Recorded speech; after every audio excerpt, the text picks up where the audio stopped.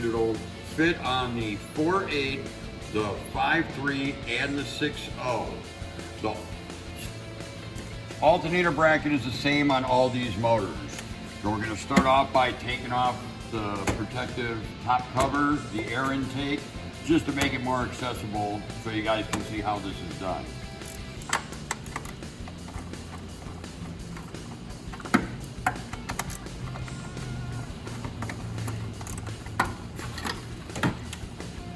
Put that off to the side.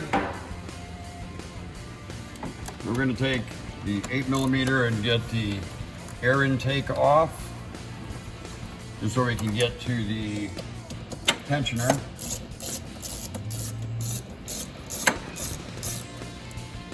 Once you loosen up those two, just grab onto the intake, pull it back, pull it up, and then you can pull it off the rest of the way and put that off to the side.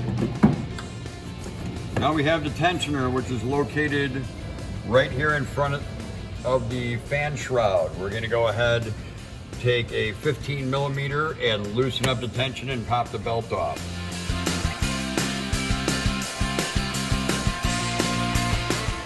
Now we're going to loosen up the tension on the tensioner. Just use a 15mm socket and a ratchet, push down, pop the belt off. So you just take off the old belt and you put it aside. Now we're going to loosen up the two bolts for the alternator in the factory location. Remove those bolts fully.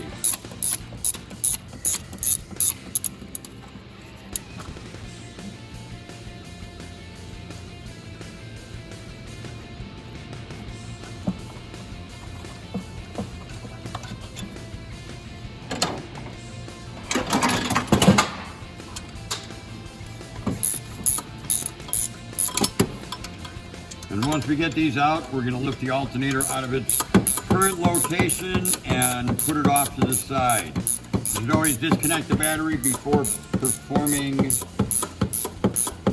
procedure. Just use a flat blade screwdriver or pry bar, pop the alternator out of its place. You can set it off to the side. Once you got the alternator out of the way, then we're going to use a pair of vice grips, clamp onto the spacers and remove them. There's one.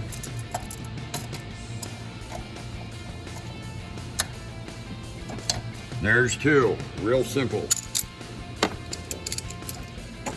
Now we have our alternator bracket. Very simple to put it on. We're going to take out the two bolts. We're going to line it up with the existing holes. Then you can put the two bolts in just to hold it temporarily.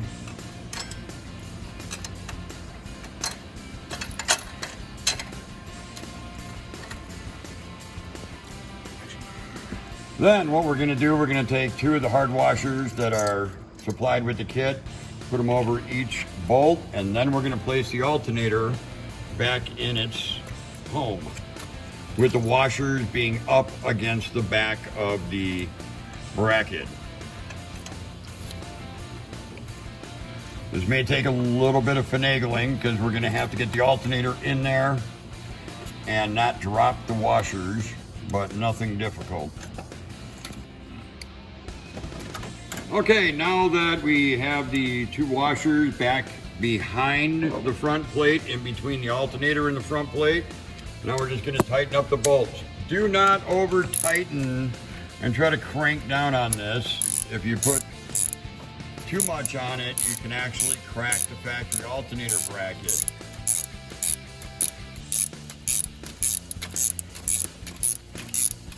Okay, once you get the bolts in there, you just tighten them up, just snug them. Don't go crazy with this. That's all that they need, just to be snugged down.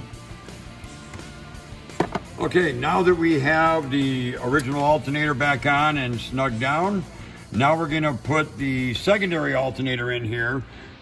This battery bracket here, to make it easier, you can bend it back some to get clearance to put your alternator in.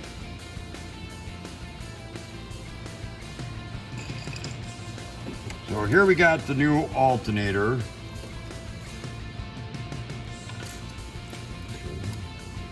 You just push the bolts in. You have the 6 washers behind the bracket.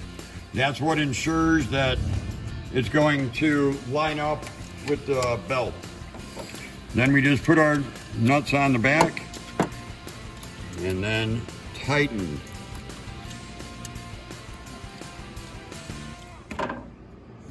Okay, now we're just going to tighten up both sides. I already have the one side tight.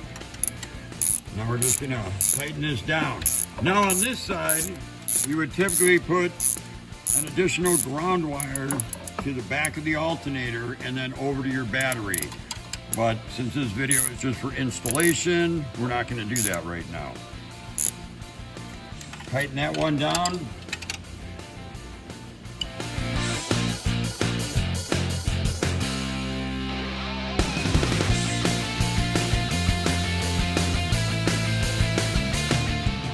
Okay, now you grab the new belt, you wrap it identical to the way it was before. The only difference is coming off the power steering pump, we're going to come up around the top of the second alternator, and then we're going to go down around the new idler pulley.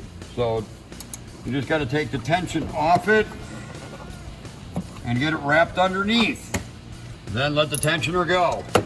Your tensioner should be sitting a little bit lower than it used to, which is better because it's going to put additional tension on the belt. Now that we got everything installed as far as the second alternator, the belt back on, now we're just going to put our air intake back on and our top cover on the engine, and it is complete. Wire your alternator dependent on how the manufacturer suggests to wire it.